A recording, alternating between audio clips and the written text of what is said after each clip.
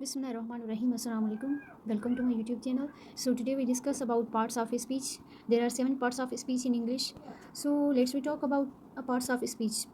Noun. Noun is the name of person, place, thing, or an idea. So there is some examples of noun.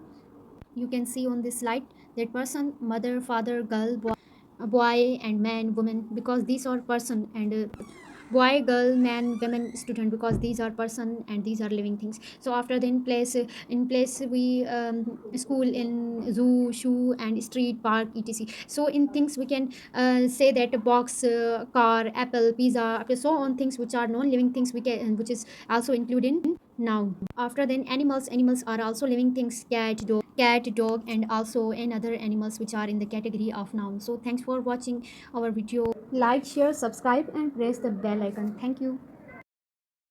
Bismillahirrahmanirrahim. Assalamu alaikum.